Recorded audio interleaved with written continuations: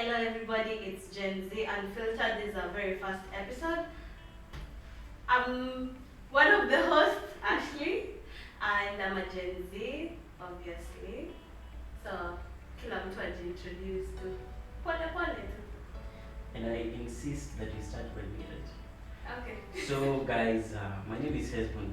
I'm a host. I host the Creative Space show.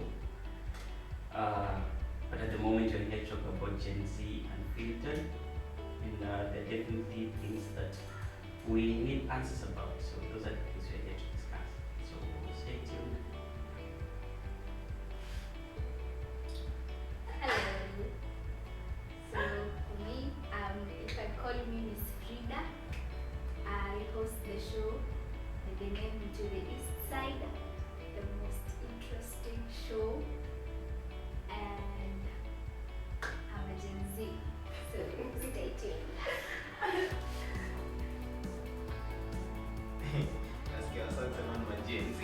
Anyway, I'm the only king in the courtyard. I'm King Mwavali Dangote, and you know the Dangotes are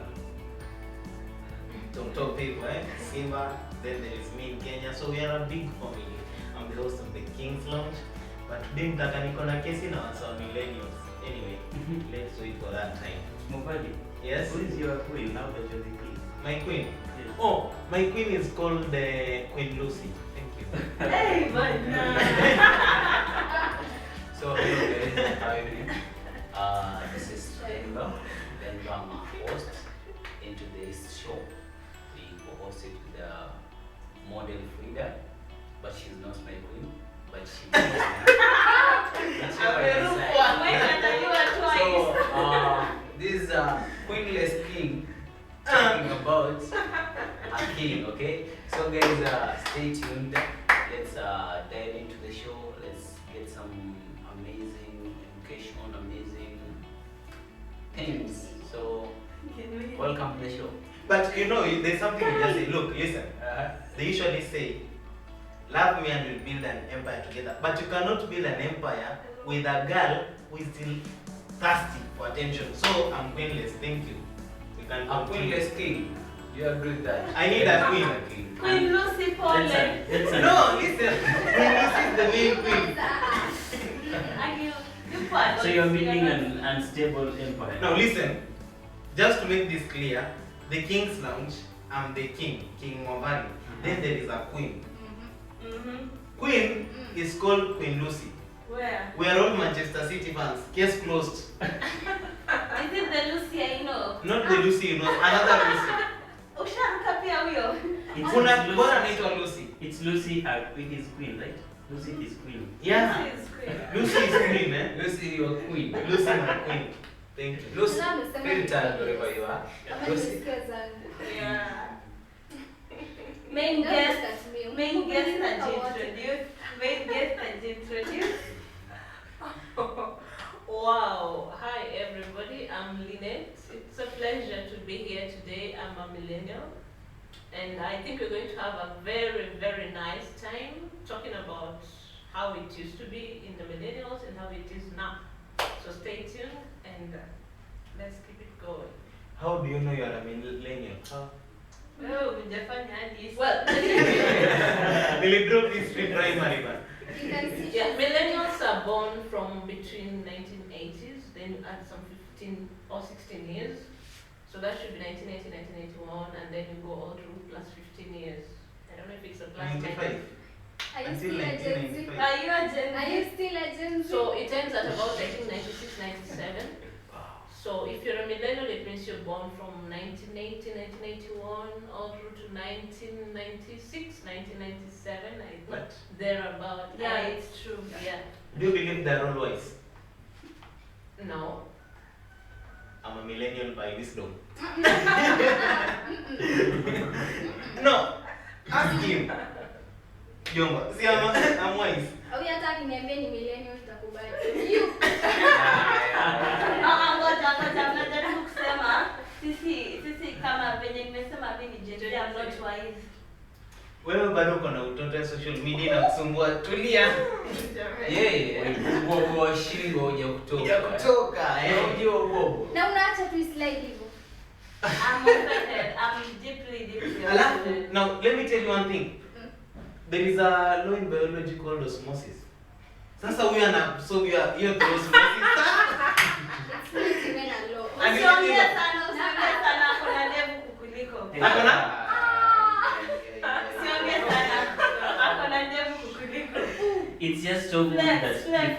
before I say anything, you don't just came out. Tuweke room temperature. Now you see the problem with Gen Z generation. I'm seeing it right now. Kids, small kids. Your mates have betrayed you, sir. They are present actually. That's why I have a queen and you don't have any. I'll be your Oh, no. We have, by the way, wanapiganga TikTok pamoja, we understand now. I don't brag about my Uko kids. TikTok yangu ama Gen Z. Umesema yara? I'm a millennial by wisdom. Bado. But unajua, Umesema Leo. tuko na utoto uko tu hapo ndani. You're in that bracket. Thank you. you umeniruka. Millennial by wisdom. No, actually, I really wonder what's the problem with millennials. Anyway, wameniruka. Mimi kwanza niko na shida moja na millennials. For example, why can't they just be happy that we spend most of our time learning new things? Mbona tu wasikuwe that happy? Kwa sababu let me say, the millennials around me, 24/7, they'll think I'm always on my phone. So on my phone, tuseme, I'm on TikTok, kidogo, I'm on Instagram, kidogo. But you usually post on TikTok. They're right. So you're always on TikTok. Yeah, but they should be happy I'm doing something that makes me happy. Ama. Mmeniruka! Let me just say this. Sijakuruka, tuna internalize. Continue. Ngoja. Second sani. Amekuwa live some few minutes ago. So what's the bigger problem? Let me tell you, mimi unajua at least nikiingia live kuna vitu zenye naweza sema zitakuwa educative. Si ati naenda live kufanya tu vitu kama nini. Saizi nimeingia live. I told my people tutakuwa tu hapa. They're like, Sasa nikuulize. Hawa ni wale wa kudocument every step of their life.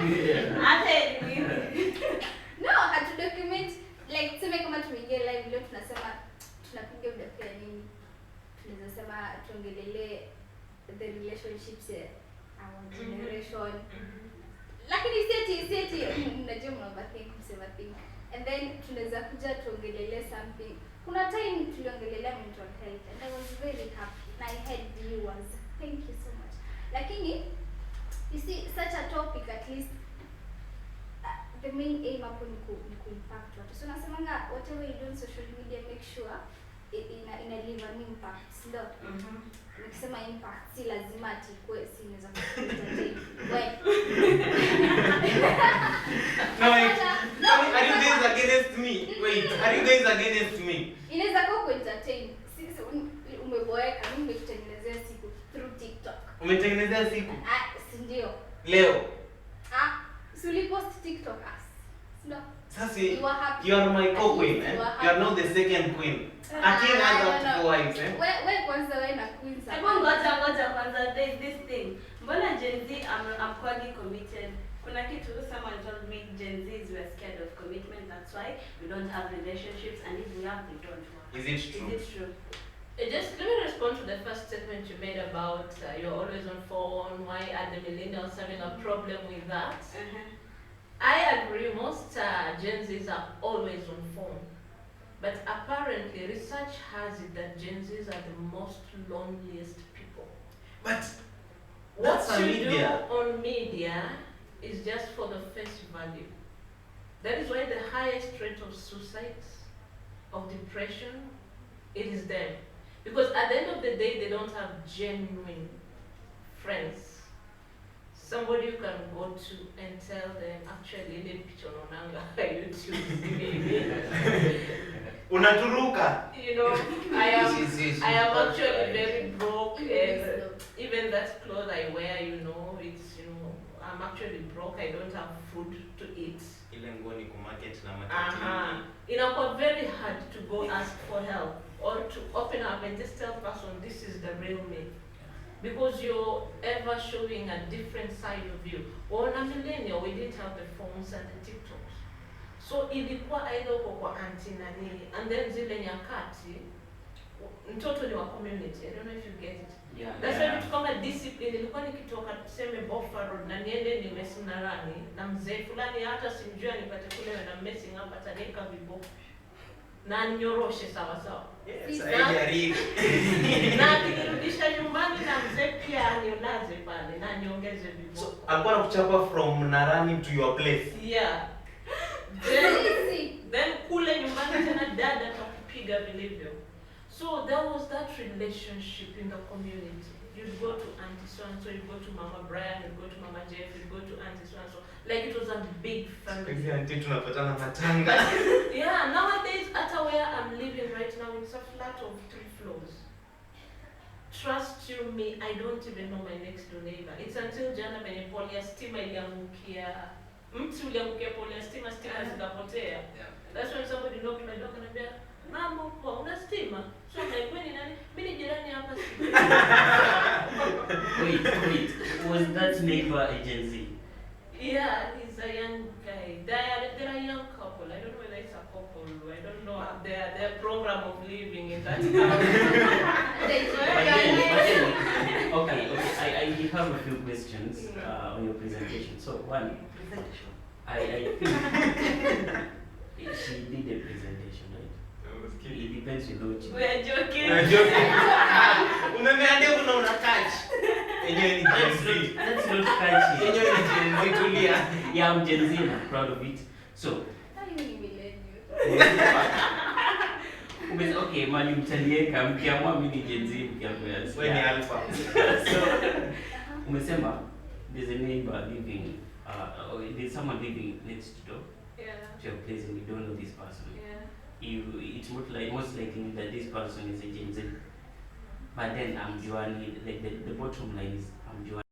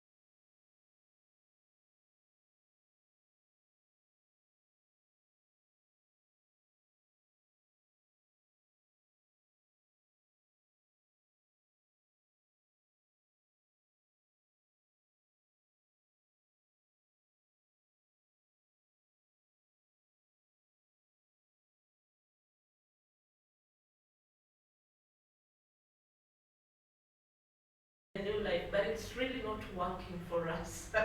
But don't you think that the issue of I need my privacy is what castigated this? Okay, let's say for instance, I won't blame it on our African parents. Neither will I blame it on us. Okay, I won't blame it on us.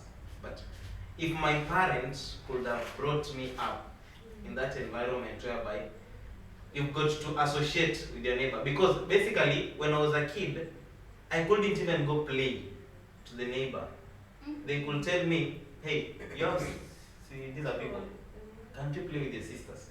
So don't you think it started with the millennials training us when we were kids that you've got to play with your family members? You have to play with your mom. Actually, I have a friend who was raised with a single mom. The dad is there. Then the mom could not allow the guy to go and play in the neighbor. Angemwambia, "Okay, you know what? You want to play. Wecheza hapo, nikimaza kupika tutacheza." So who blame? Mnakumbuka mkiambiwa ati usikule kwa wenyewe. Ndio hiyo. Wewe sasa nikupate. But on mwavali's presentation, yes. I want to give you the issue.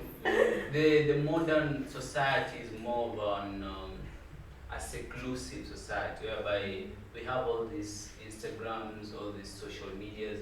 In real sense, it's not even social.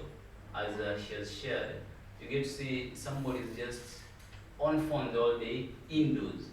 Unlike initially, whereby ungepata mnaachiliwa mnaenda mnacheza nini. Sasa hiyo unapata mzazi kama umesema vile anakwambia speak hapo, kula hapo. Huyo mzazi amenunulia mtoto simu, baiskeli, unaona? So that in itself, it binds that kid to one place, unaona? The kid won't be social. But at the end of our time, wasaenda wamenunua simu. Back, let's say 2005 back to 2000. What is the law 2006? So let's begin in 2005 backwards, okay? Back then, we were not being given a phone. Literally, we were born when Motorola was the trending company actually. Back then, Motorola was... Tulia. Umekuzaliwa siku za iPhone na Infinix. Relax. So, you could find your dad. What he does, he gets you a bicycle. And those two small vehicles. I remember I even used to play banta with my dad. Oh, gololi. Yeah. Nikita banta inakaa. Nilicheza banyo na my dad, like literally. So, me think, unaona hii lifestyle tunaishi sasa hivi. Hii lifestyle yenye like literally nipe mimi naishi hii nyumba yangu, next ni a family like a husband, a wife and a small kid kanaitwa Joki. Then kuna hapo comrades, wale ni comrades. Lakini mimi nitatoka shule au nitatoka shoots zangu niingie kwangu. Nijifungie hapo niweke system yangu nisikize music, unaona? Me think hii kitu ni our parents really who are millennials and they are right now complaining tunaishi solo like ataki kuongea. How do you castigate it in us? Do you think so? But I think Usharuka kwa millennial no, si hivyo, but I'm trying hapa kuwa neutral. Hebu angalia, mimi naweza sema pia kenye michangia largely technology. For example, kama mimi when I was a kid nilikuwa sasa ushago ile yenye mnakaa hapa hivi, next ni babako mdogo ama next ni the brother to your dad hivyo. Na hatukuwa na hizi issues za tusiende huko usiende huko, tukitoka twende tucheze huko, lunch kitupata hapo tunakula hapo. But sasa si technology yetu vile iko si ina grow. And then our parents, sasa mimi my parents walikuwa wanafanya kazi town both. Yeah. Sasa as we grew up around hapo tuseme 8 years tukamove town. So kufika first thing huko hakuna TV, huko kuna TV. Kufika now si unajua ile anxiety. Tumepata TV for the first time. TV huko tunaona tukienda maybe churches. Tunaenda hiyo siku tunaenda watch any. Church ilikuwa na TV? No, like si hapana sisema tulikuwa na TV but we had these missionaries. Yeah. Yeah, sawa na tuprojectia. Tunasema hiyo ni once a year kama huko December huko. Tunaenda tuna watch. But sasa it was fun mpaka unasikia tusikunga nayo kila siku. Alafu we have these naweza sema cousins so umetoka town unakuja unawaambia iko hivi na hivi. So kwenda huko it was naweza sema tuko na hiyo anxiety, tumefurahia, tuna watch TV and all that.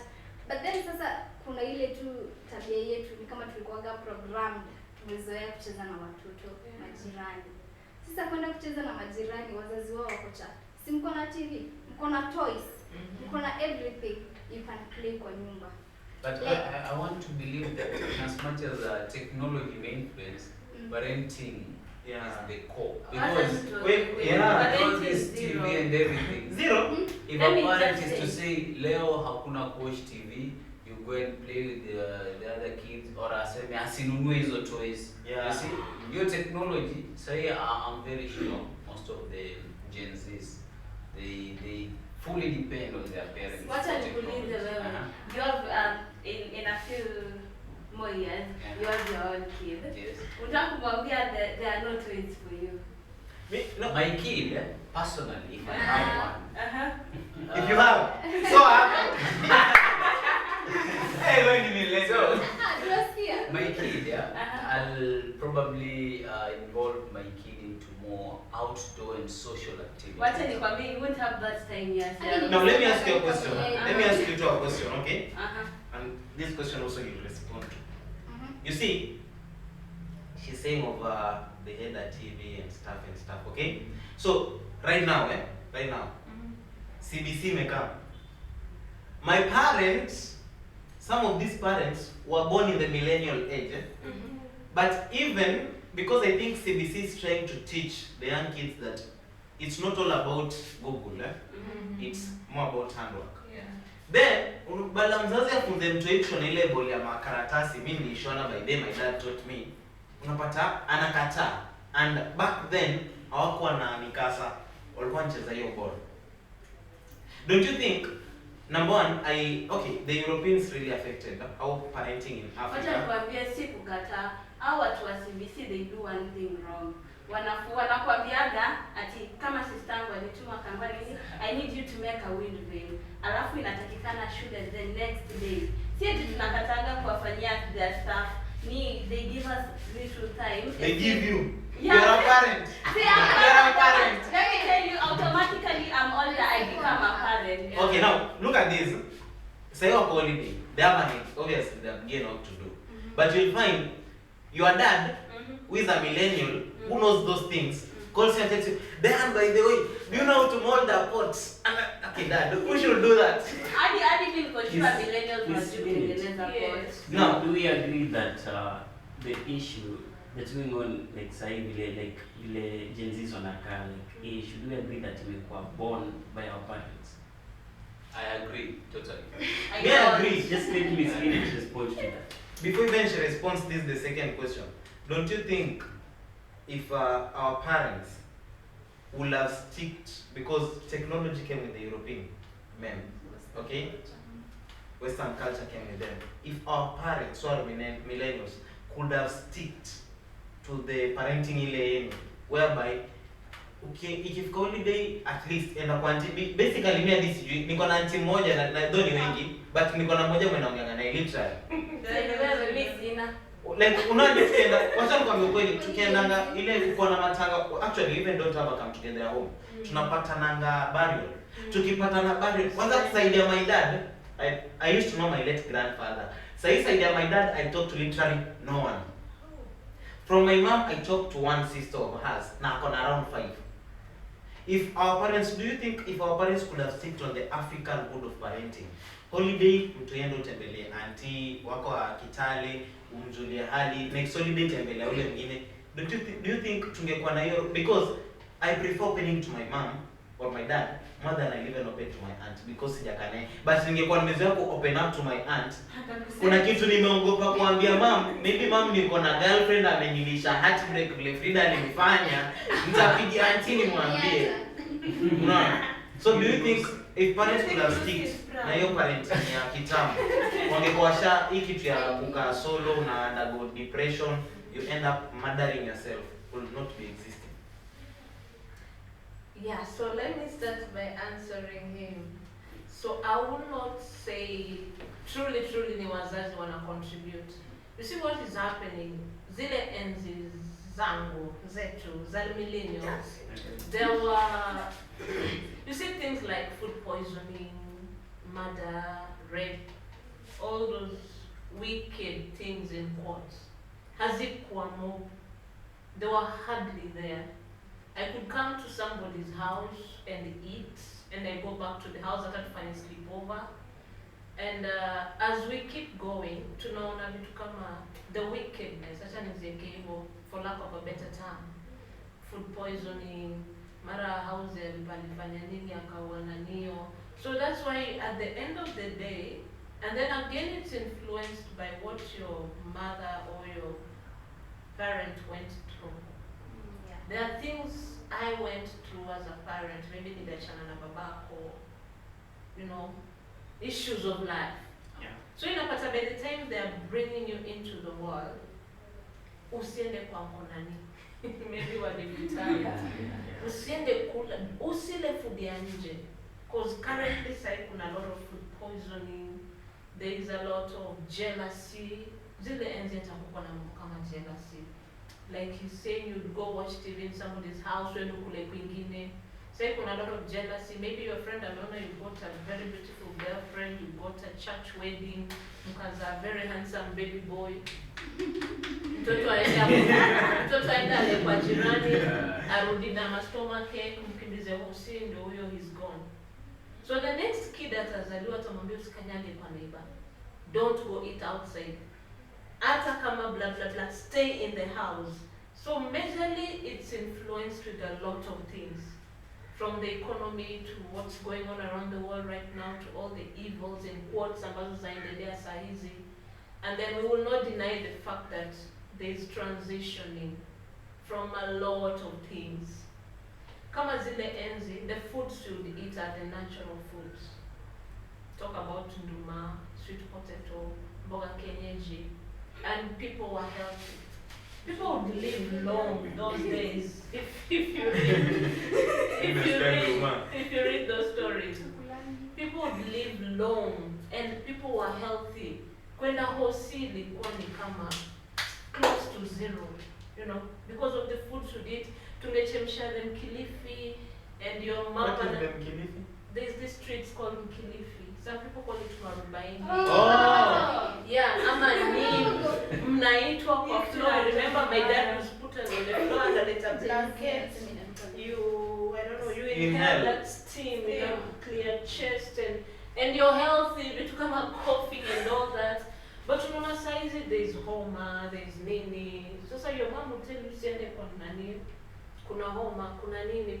Those days hata kukuwa na vitu kama homa, sijui siende kwa nani, kuna homa nini. So one of the reasons, yes, parents are doing that, I will not deny. But behind it, utapata there is something. Okay. Kama si economy na health sector venye imedhoofika and all that, that's why they're doing that. And yes, the other time Pastor Didi was preaching here, sorry to bring that up. Na alikuwa anasema, if what you said, wazazi wangekuwa nalea watoto this generation the way it used to be, there would be a lot of discipline and all that. Mimi hata hii sleeveless nimevaa. Waenda wapi? Na wewe.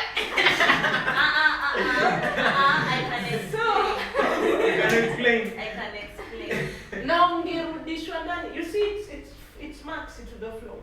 But atakuuliza hiyo matiti waenda kuonesha nani? Na there is no breast. It is just this. Can you go back to the house and change? And as you're going to change, kwanza unapewa vyako. Then unarudi ukilia. So if you want to change and go, then una stamina. So from dress code to everything, to code of conduct, to all that, they were very strict. But you see nowadays, a Gen Z can stand up to the father and say, Dad ni nguo yangu, kwani utadu? My Okay, no, let me just say this. Atusemaji hivyo, we are actually very respectful to our parents. Like me, Dad, I'm very respectful. I'm speaking. No, me, I'm saying, out of what I do, me, I know, I'm supposed to be decent. May think it's how you relate kabisa and how I dress. So like nimetoka church before I came here. This is is church. This is Yeah, I'm from church. Z. Generation Z churches, eh? See, I'm Okay. talking about us. This is Wewe church. umetoka kulala. No, wait. You're also from church? From sleeping But church. me think our church accommodates Gen Z. Yeah. And churches are supposed to be more involving. So if I know in decency, we should respect the church. It's a very sacred place. But also involve the church. For example, I know very well, Kitambo, very, very back in the day before Europeans brought our clothes, we were almost wearing nothing. Na hadi sahi, South Africans, kuna time, the Zulu don't wear something to cover up. Their breasts are usually out, wakidance, And they're okay. national, whatever. And they're very much okay. Nobody is talking about, oh, I can see your nipples. But you're not as remember that's the tradition. It's their it's a tradition. culture, yeah. Yeah. Okay, this is a design by someone. I'm promoting the person's business and I'm clothing myself and I'm feeling very confident. This is the West Western culture from influence. her point, yeah, it came out that she's from church, the way she's dressed, Yeah. and okay, to Gen Z, it's a normal thing, but Yeah. to millennials, it's a bit No, abnormal. no, no. I have So- seen mamas in church with off shoulders from made of kitenge Of and course, color, and they as look she really said, pretty. as she said, they're getting influenced too. Changes Yeah, in they're time. adopting the So- fashion and getting influenced. Yeah, so Come do you on, think- mama, come Do you on. think the church should grow also as times grow to the point of accepting Gen Z the way they are, like coming to church The church the way we accepts. think, okay, the way other people think is not right. Let a millennial. Should the church Ooh. be that accommodating? Wow, that is a tricky question. I believe the church should accept them the way they are. However, with time, with love, unajua kuna venye unaweza correct mtu with a lot of hatred, you know. Nah, so it's Yeah. really- Mhm. Na say rudi church. Always. Seme alikuwa worship na ndio hako na This one. yeah. So I believe the church should accommodate them because walizaliwa kwa hii generation, that is what they found. Yeah. So you just accommodate them and you work out a way with wisdom and talk to them with love. Mwambie, you know, this kind of clothing iko hivi na hivi, but unapoenda kwa madhabahu ama when you're presenting mbele ya watu, at least be decent. Reason A, there's this. Reason B, we have generations. We have the bloomers up and down, you have the Gen X up and down, and let's just try to accommodate everybody. So yes, you want it to be short. Can you just make it a little lower? Si lazima iwe kama yangu, you know. There's a way you talk to people with love. Okay. Now this one, maybe as you're coming to the pulpit, can you just do a scarf? Then ukishatoka you remove the scarf. But I think I mean, think nikiambiwa hivyo, I feel nitakuja, bad. I'll be like, I- next time nakuja, nimejifunika. okay, You know what I our church does? think I think what we are Kama taught you at have, church. you have like our church people who are going to the pulpit, they're usually given like an altar dress. So even if they're reading the readings, Yeah. they're usually covered completely, be it a man, be it a lady, But so that there is no discrimination. Usisikia ati, oh, these people are like judging you, they Like look a at you this uniform. way. No, it's like a uniform. That's how we. I think So you're trying to say all churches should adopt a uniform? No, no, I'm not saying that. I'm just saying. Thank you. I think Yes, close. I think that would you know bring us out as a bit hypocritical because at church we are taught to live the way we are taught outside there. We don't live in the church, right? We come to church that we get to be guided on how to live out there. So how about eti tukikuja church we pretend to Yeah. and then when we go out there we We go are back to our gods. normal Our ways. normal dressing. It's not pretense per se. You see, they say a word is enough for the words. And if you know what you're doing, if I come to church, bearing in mind that this is the house of God and God knows how He deals with His people. So the moment nije church nimeva funkily and then you start teaching me, you start telling me, you know, blah blah blah. By default, my system will begin to rewire. Yeah. So hata nikienda kule nje, hata nikienda kule nje, I'll find myself changing my attires and being sensitive. Hata nikienda kwa barabara, I'll find myself starting to be sensitive. So in as much as we are Gen Zs, we need to have that teachable spirit. So it's not pretense per se. It will only be pretense to those who are not willing to learn. Wana kama me, when we grew up, we didn't have trousers. Ata. Hey, ati auntie nani akulete trouser. We only had these loose clothes and a long sleeve. So when I went to campus, I lived in Kampala for almost 7 years. I lived in Kigali for about 8 years. I lived in Butembo, Congo. So when I went to campus, I started buying them. Because ilikuwa freedom yani. Lakini unavyopewa shule. Yes, and I was in Kampala. Ooh, ningengara. But when it was closing time, I would pack all my trousers in one suitcase. I hope my dad is not washing. Then iko na nguo za home. Hizo ndio narudi nazo tu. So Let's talk about right gender there, embrace. right there we've seen about your campus life and everything as we come to the near end of the show. I want us to discuss briefly about the role school, education, the role of religion, the role of not only social media but the role of media into harmonizing this, let me call it a war between the millennials and the Gen Z. So what do you guys think? Maybe you can start from Ashlee about the school in general. How do you think it can harmonize the relationship between the old and the new age?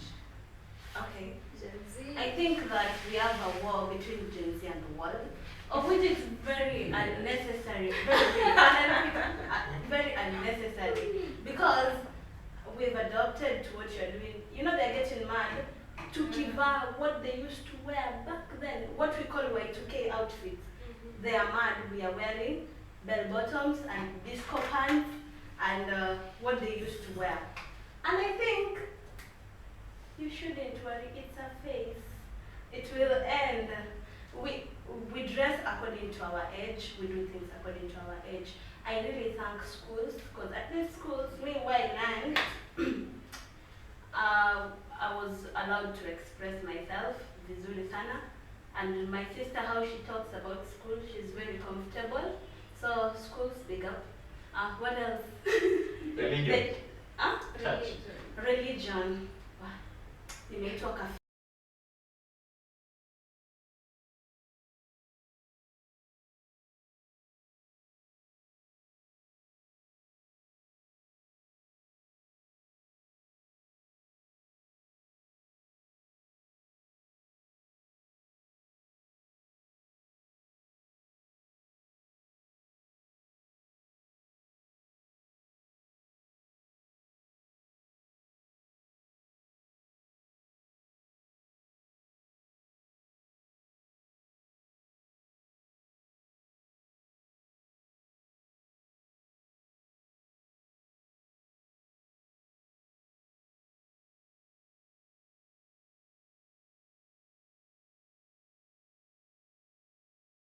About the social media, not only the mainstream media but also the social media in harmonizing this cold war between these two generations. How can we use the media to make sure that the new society is not feeling oppressed when we try to tell them about our cultures, yeah. And at the same time, we don't need to be too inclusive of the new society and forget about our cultures. Yeah, so I think social media so far is playing a very important role because it's like bringing us all together. Utapata, the bloomers, the millennials and all that are now using social media. I am using social media, though I'm only on Facebook and the WhatsApp. I'm not on all those others. But if we can all just come together, like Ashlee has said, we don't need to sikwe kwa the judgment seats. It's not their fault that they were born in this generation. Wakapata kuko hivi. So we just have to find a common ground of accommodating. Because I cannot force you to live the life I lived back then. There are reasons as to why tuliishi hivyo those days. So as parents, as caregivers, as guardians, we understand that wamezaliwa kwa hii enzi, and if you want to teach them a better path, just do it with love. But the problem we get is because we want them to do what we used to do. Maybe that will be a topic for another day. Because we feel what the life we used to live was the right one. It's just a mentality. So we keep forcing the Gen Zs to be the way we used to be. Vaa hivi, ongea hivi, keti hivi. Those days you'd greet an elder while kneeling down or bowing, and you cannot pass by an elder, you know. Excuse me, napitana shit. Nakumbuka ukiketi kwa matatu and there's an elder, you'd have to stand. Nowadays nikishalipa fare yangu, why should I stand? First come, first serve, yeah? Yeah, so I think we should use social media in a very appropriate manner. We don't impose the millennial lifestyle into the Gen Zs, and the Gen Zs also don't stick to what they're doing now. In other words, let us be flexible, both millennials and the Gen Zs. Let us know that maybe the way addressed during those times, si lazima ndo wangu wavae hivyo, but we can always find a common ground. And I think social media would do best in this, and so far I think it's playing a good role. We are just demonizing the Gen Zs a lot, which is not right. Yeah. Tunaona ni kama wabaya, you know, like they're the worst because of the way they're dressing, the way they're partying a lot. Our days are on clubs and pubs. Maybe if there were, we would also be partying. But you used to have sherehe at home. Disco matanga. Yeah. And we would go. So it's just, right now, it's just a better version of disco matanga. Iko kila weekend. In addition, I want to believe that through the media, we can all inclusively come up with a hybrid generation that can accommodate not only the new generation but also the old generation to bring out probably an even more vibrant and inclusive generation, right? So also I'd like to know, Dehan, your opinion concerning now that we see the generations are evolving. So by any chance, does that mean that now that we've demonized Generation Z, does that mean that in the near future we'll have even more a demonic generation? And if so, how can we as the youth, as the society, how can we prepare and embrace for such a future? Maybe you can talk about a bit, and I also invite Frida to talk about the same. As long as you speak on that, Please, this word demonize. I just used it once for lack of better words, but I hope we all get it. Yeah. Thank you. actually, when on your response to that, add on fact that remember you will be a father in the next 5 years, or so, or 10. Let's just speak the reality. We are Gen Zs and we'll have kids, okay? So if we are being termed as immoral in one way, others term us as misguided, what about our kids? What about your kid? We are gonna get tired. So I think it's good, congratulations. So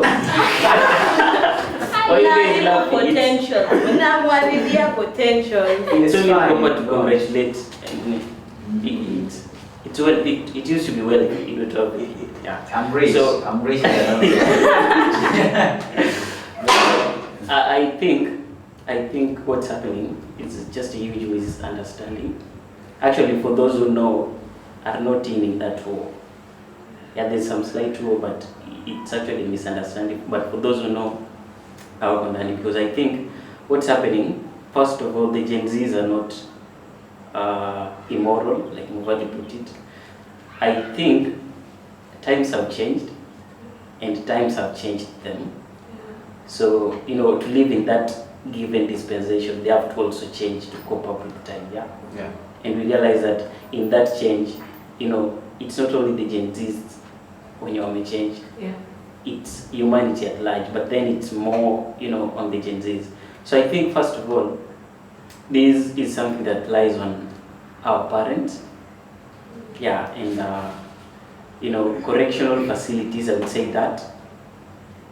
That includes the churches and the prisons and all that.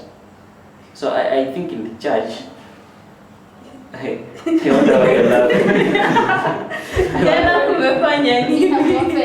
wonder why you're laughing. So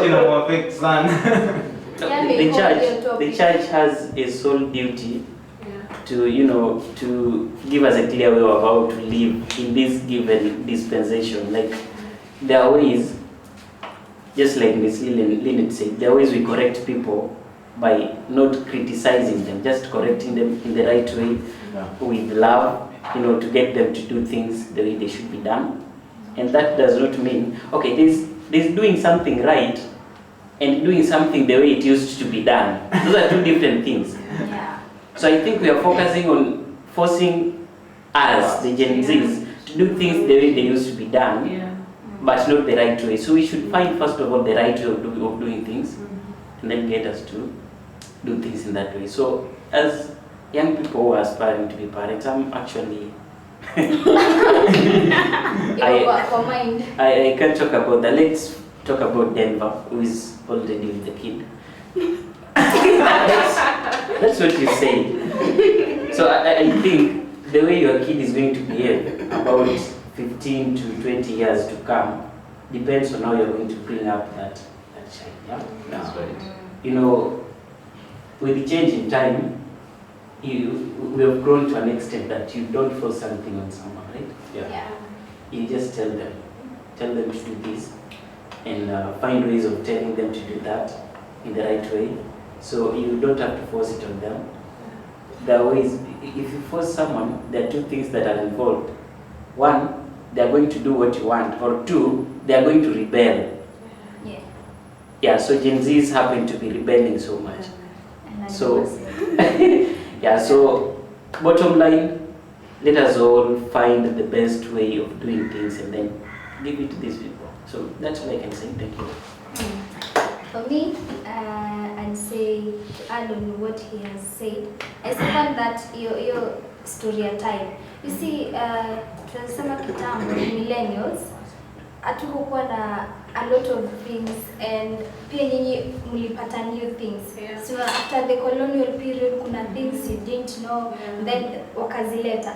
Alafu si wanasemanga animals to move from this place to another place, they have to adapt. Yeah, so that's how us humans we have to adapt. Kama for example, mimi natoka bara, so huko tumezoea tusalimiani, like si big deal mtu akiniambia kupita. Yeah, it's not a big Ni deal. normal in the way. But now when nikikuja coast, nifike kwa duka lazima nisalimiane kabla nibai. So inabidi nimeadapt. Says no, I can't ignore that. So you see, the same way to venye Gen Z imekuwa from millennials to Gen Z, like vile millennials pia will have to adapt to that as time goes by. Hata sisi unajua saizi as time goes by itatoka from Gen Z to another thing, because there's this new technology. Angalia watu saizi, their minds zinakuwa open, they come up with new ideas, new things. Yeah, wame-invent paka AI. In the near future now tutakuwa tunadili pia paka na robots. The way na itabidi tumeadapt. You know, we can't ignore. At the same time, we can't force to go back, but kuna vitu tuwezi wacha. So unaona, we had things zenye kitambo wazazi wetu walikuwa wanafanya. Ukikuja kama these cultures kama Masai walikuwa na hizi vitu za FGM, most cultures walikuwa nazo. So, but as time goes by, wana learn kuna vile ina impact society, not in a good way. So they have to, you know, cut it off kiasi. Waangalie how it will benefit na itafanya society grow. This is why utapata kuna vitu zingine as time goes by tunaacha behind. Kitu kama hiyo tuliwacha behind. Ukifika saizi kitu kama dress code, kuna fashions evolving. Kama for example in the modeling industry zina change. Unapata hata tunarudi back to how you guys used to dress. Tunasema ni fashion. It's fashion. Tumekuja tutavaa hizi disco pattern. It's fashion, you know. Tunasema tu hiyo ni fashion, but then nyinyi mnakumbuka it was kitambo. Bado wanasema we are looking into the past. Yeah. Sasa I think ninaweza sema tu bottom line ya what I've said ni together as millennials na Gen Zs tunaweza kuja pamoja with open minds, no judgments. Hakuna cha kusema sasa ona vile mnavaa sasa. You're like vaa hivi, no, just an open mind to come up at least na, you know, one agreement kenye inatokomodate wote. Juu pia sisi tukigrow up now kuna vitu zingine hata you can't tell me nifanye, na maybe even my parents never did that. Ina depend pia na the environment you're in. So ile environment you're in pia inachangia most kwa whatever you're going to do, decisions mtakuwa mna make. So yeah, it's all about adapting your time, and we just have an open mind kama millennials and Gen Z. Yeah. So I think personally, I'd like to say that we all know that change is inevitable, okay? And I want to believe that positive change is what we should aim for. Yeah. And from the generation millennial to generation Z, I want to believe that there's yet going to be yet another generation that's coming. But what are we carrying forward from all this generation? Are we carrying the bad things? Are we carrying the good things? So let's embrace the change, because we can't go on every time we say those people used to do this, let's do this. As Hesbon has told us, we can't do everything that used to be done because they were done. Let's try to get the right things, the good things that can really bring value to us. So that said and done, I'd like to welcome mwavali. Will also give us about the same. We'll talk about the same briefly, and then he'll invite Ashlee. Will invite our host. Who will invite our guest? Basically, as we conclude, first of all, let me make this clear. Then Vanam to eat. Wait,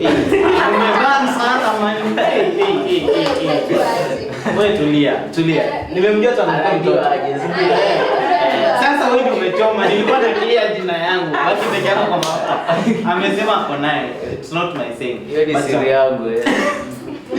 But basically, what I'll say is as Generation Z, since I came to Kilifi over the past 3 months or 2 months, there's been so much suicide on the Kilifi bridge. People committing suicide, and these are things, and they are youth actually. Yeah. If we die right now, hey, wase, Uhuru ako 62. Nani atamreplace Capreso? So guys, I think we should both a combination. I think this should start with the church, because it's the biggest entity in partnership with schools. Yeah. Let's keep parents out of this for now, because basically in a year a parent stays with the kid for less than 5 months, but the school spends around 9 months with the child.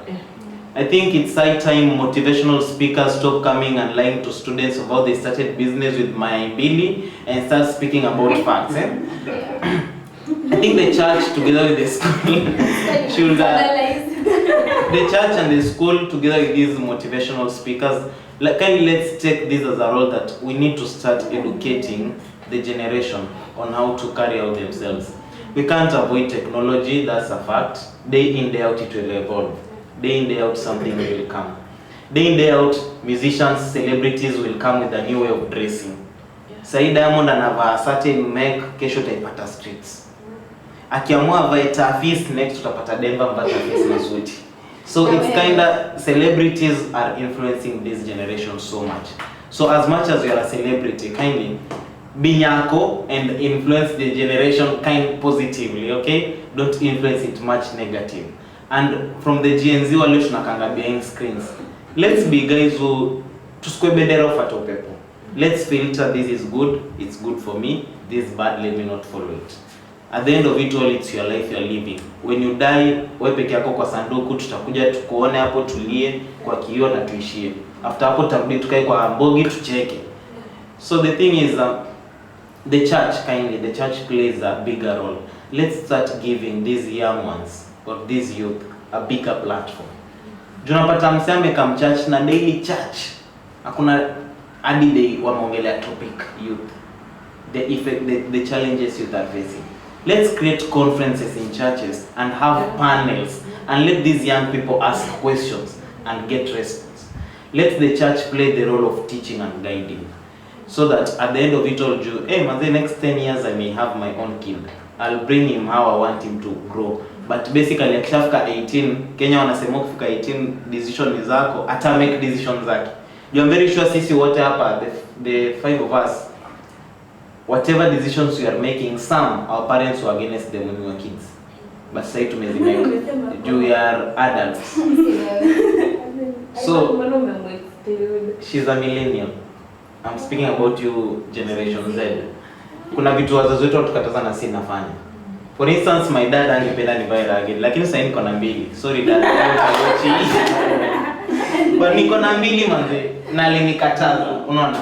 So basically hadi Denver ataambia mtoi wake juu ako naye mmoja, usifanye hii akifika 18 aseme dadu nikataza ndiko mtoi sasa hivi ni msemo mkubwa I can do my stuff.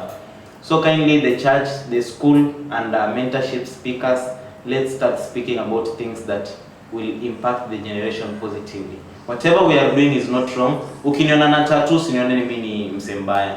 Ukiniona na dread usinione mimi ni mwizi.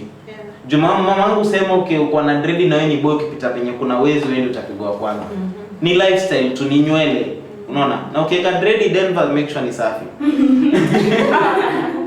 So that at the end of it all to accommodate society whereby we are free. Na pia church ikianzisha circles whereby nakumbuka kuna day MPC tuliorganize a men's conference here. Na hiyo siku tuliongea hadi tukashangaa kumbe tunaandagonga hizi vitu. So imagine such scenarios whereby men watapatana tuongee. Manze niliachwa jana na girlfriend, nitafanya nini? Kwa avoid hiyo anger, I'll speak then to realize manze kumbe pasia shaiachwa pia yeye na kugiva. Unaona? Itakuwa scenario yenye I'll grow in it. So the church should really play a bigger role in doing this. So to our host as we conclude, we can invite our guest, Ashlee, the Generation Z queen. Okay, I'm a diva. Okay. So we are coming to the end. It's been a really nice episode. Najua kila mtu hapa ako na handles za kutafutwa, and if you come to my handle, mostly I'll give it out, Mwambuki, mwam.buki. That's my name. I embrace Africanism. I'm a Pisces, but that's not important. So be sure to ask question. Na msikuje kwa DMs zangu weird. Mkikuja weird, nina mse. So Sijasema kitu dehan. I'm sorry. Okay. So I want to our guest, our millennials for that day. No, our millennials forever. Akona like anataka kutupatia closing remarks, and then after ametupea closing remarks, and everyone can give out their handles. Mwapate. Oh, see bye. Wow, it's been a good time we've had. Of course, this topic can never be emphasized and it cannot be exhausted. So we just have to wrap it up for now. But one thing nataka kusema which has come out from almost every one of us, it's not about the millennials or the Gen Zs. Let us find the right thing, the right way. If my daughter is dressing up in a way that I don't like, nisimwambie ni millennials hawako wanavaa hivi. Either tell him you're dressing this way because it's provocative. Ukienda kule nje, this is now a deeper version of this, maybe another time. Men are physical, they're attracted by what they see. Ukivaa hivi, they'll want to follow you, they'll break you. Yeah, these are talks. When you learn issues to do with relationships, you'll get to know. So the moment you tell them something of the sort, you may arouse them, they may follow you and rape you. Ama let's say you're in a county mali kuna baridi and it's your kid. You tell them, no, it's a wet season, don't really be on millennials, Yeah. Give them a genuine reason as to why they're not supposed to dress that way. Give them a genuine reason as to why they're supposed to greet. Squeeze mefika, if a Gen Z is watching TV and your dad's friend come, kule kwenye ulikita kambi hutoki. Those are our days ilikuwa mgeni akifika. You get up, you go greet them, And you quit. unawapatia space. So when you're training your child, train them in the right manner. Don't compare Gen Z to blah blah blah. This one nasema ni millennials na Gen Zs. The bloomers also had wars with us. Yeah. Because these generations are coming, and just like you said, there's another generation coming. That will have war with us. Yeah. So at the end of the day, funza mtoto wako, ama train yourself, ama your sister, whoever that is who is a Gen Z, the right thing. Ambayo hata kifunza the next generation or the next generation, it will stand. If you're training them on decency in dressing, give them truths and facts, and don't be too hard on them. And one thing I also want to make mention is closure. In my generation, we didn't have closure with parents. I don't remember if I closed my eyes there's a day I've ever hugged my dad, or tell my dad I love you, or sit down with my dad and talk to him about my feelings. Hizo hazikuwa. If your parent is talking to you, look down. Ukimwangalia kwa macho hiyo, ndo macho yake macho makavu, hauna heshima yani. But the reason I think people are saying like Gen Zs are rude, they're disrespectful, is because they've grown up in that confidence. You can talk to your dad and look at him in the eye and tell him, Dad, this is what I feel. So I think as millennials, we should embrace that. Because if your kid can sit down with you and tell you, this is what I feel, this is how I feel, it's a privilege. So don't dish them. Embrace them. We are talking about love. I think in our closing remark, let's love reign, let love rule. Once you have that love, you're not going to compare Gen Zs and millennials. I will not make my kid do the things I did in millennial. I'm a millennial, but I will not make them do the things I did. Just like you're saying, ikifika mali nimwambie usiende kucheza nje, I will do that. Yeah. And I will not tell him because Gen Zs are doing that. Kule nje maybe there's danger of this, there's danger of this, there's danger of this. So as we're winding up, let us not really focus on Gen Zs or millennials. Let us focus on the right thing, the right way to correct each other. Isiwe vita ya millennials na Gen Zs per se. Yeah. We've come to the end. Verse of the day. Teach your child in the way he should grow, and when he's old, he will not depart from it. She goes to church. And actually, just remember, it's the first episode. The conversation is so long; it will continue day in, day out. So just hit the subscription bell.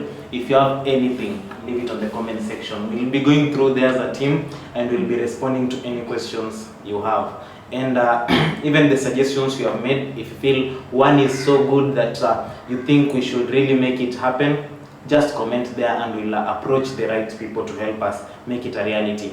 Let's save a generation. We are not saving trees again. My handle is just go to Facebook, I'm mwavali Dangote. On Instagram, I'm Dangote_Derek without a K. On Twitter, I'm mwavali Derek. And on LinkedIn, I'm mwavali Derek. Hello guys, it's been a nice session. As I told you, my name is Denver. Thanks for staying tuned to the show. My handle on Instagram, find me at Eastside Photography.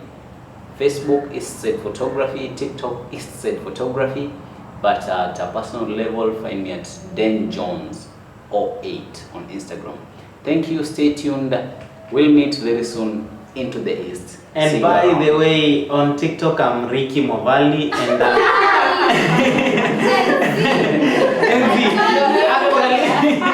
on TikTok, I'm Ricky Mwavali, and remember to tune in this Monday on the King's Launch. I'm bringing to you a conversation with Alan Ocheng on making strategic networks. Have a lovely day. Day was that let us not focus on doing things the way they should have been done. Let's focus on doing things how they should be done. I go by Dan Hesbon across all social media platforms, not to mention, so we can talk more. And like I told you at the beginning, I host the creative space. I believe so far you know what that's about, so we're going to engage more. Otherwise, stay tuned for such conversations every Sunday. Don't forget you're the young thug in the house. What's wrong with you? Yeah, it's me. Hey, nasikia tu English zikifloss tu.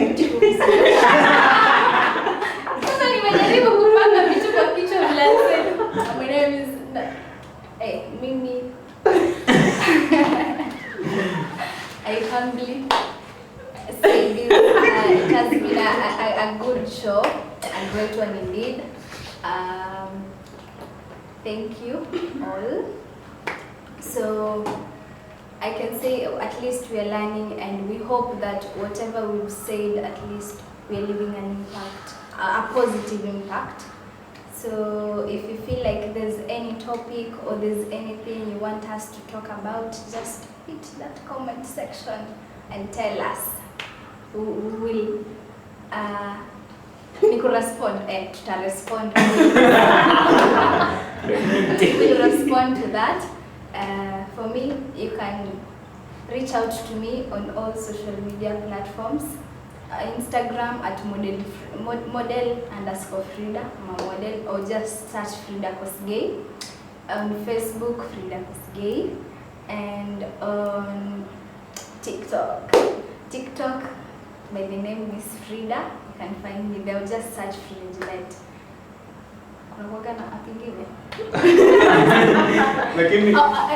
Don't forget to subscribe to our channel. Yeah. You'll have more of these and more fun topics to talk about. Hosting the show into the east side. Goodbye guys, but nyinyi ndio mmeharibu economy ya nchi. Anyway, we are done.